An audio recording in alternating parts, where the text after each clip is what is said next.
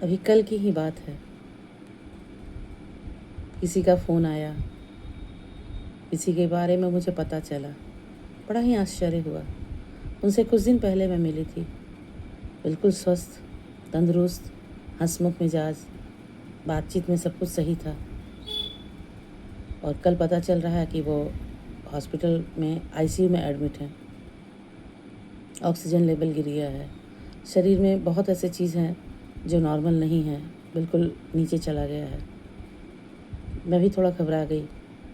मुझे लगा नहीं, उनसे मिलना चाहिए, क्योंकि जैसा उनका रिपोर्ट था उससे मुझे थोड़ा डर सा लगा। मुझे लगा कि नहीं मैं जाके मिल लेती हूँ। मैं मिलने गई उनसे, पर उनके जैसे वहाँ लगभग 8 से 10 लोग थे आईसीयू में। ज़िंदगी का कोई भरोसा नहीं है। सबको देख के मन में एक डर सा बैठ गया, कब किसे क्या हो जाए।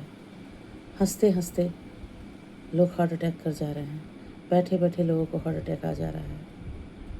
लोग नाच रहे हैं, शादियों में, पार्टियों में हार्ट अटैक आ जा रहा है। ऑफिस में लोग बैठे हैं, हार्ट अटैक आ जा रहा है। ये क्या जीवन है? भाग दौड़ भरे जीवन में भी लोग खुश नहीं हैं, स्वस्थ नहीं हैं।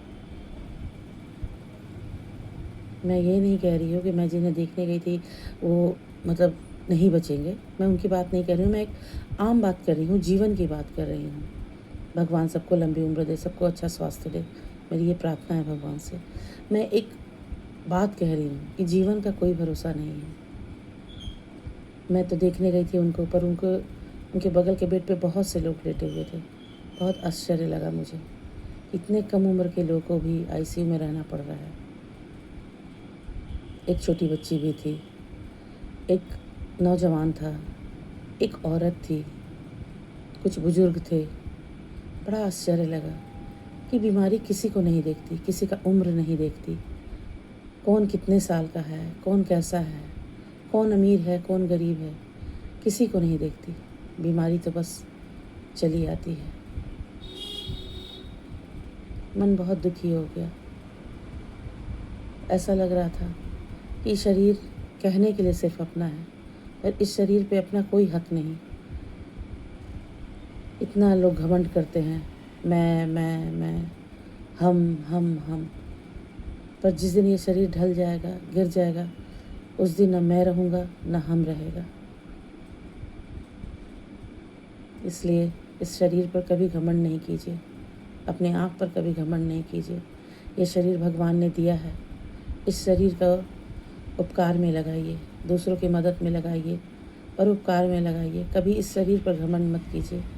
ये भगवान का दिया हुआ शरीर है, भगवान जब चाहेगा ले लेगा। कभी घमंड मत कीजिए। जब अस्पताल में जाइएगा तब समझ में आएगा कि ये शरीर मेरा है या ईश्वर का। मुझे ऐसा लगता है मेरे आसपास में सारे लोग खुश हैं।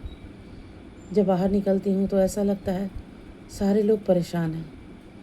स्टेशन पर जाती हूँ तो लगता है सारे लोग सफ़र कर रहे हैं। मार्केट जाती हूँ तो लगता है सारे लोग मार्केट आ गए हैं। और अस्पताल गई तो ऐसा लगा कि सारे लोग बीमार हैं। ये क्या दुनिया है, ये क्या दुनिया वाले हैं, ये क्या दुनिया के लोग हैं। भगवान ने क्या रचना रची है, कुछ भी कहना मुश्किल है। इस जीवन का कोई पता नहीं कब किसे क्या हो जाए, कुछ अपने हाथ में नहीं है।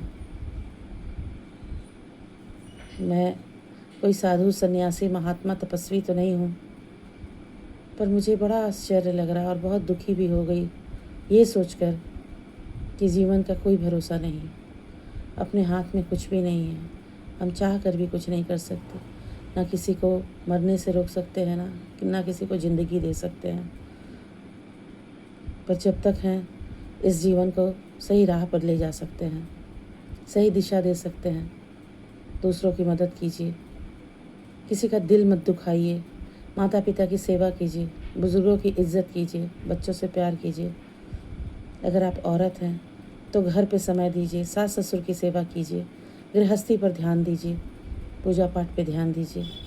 अगर आप वर्किंग वुमेन हैं तो अपने काम पर ध्यान देने के साथ साथ अपने बच्चों पर, अपने पति पर, अपने सास ससुर पर, सब पर ध्यान दीजिए। क्योंकि सबको आपकी ज़रूरत है। और सबसे बड़ी बात, ये आपको अपने आप की ज़रूरत है। आप अपने आप पर भी ध्यान दीजिए। कुछ समय अपने आप के साथ भी बिताइए। नौकरी के पीछे, पैसे के पीछे मत भागिए।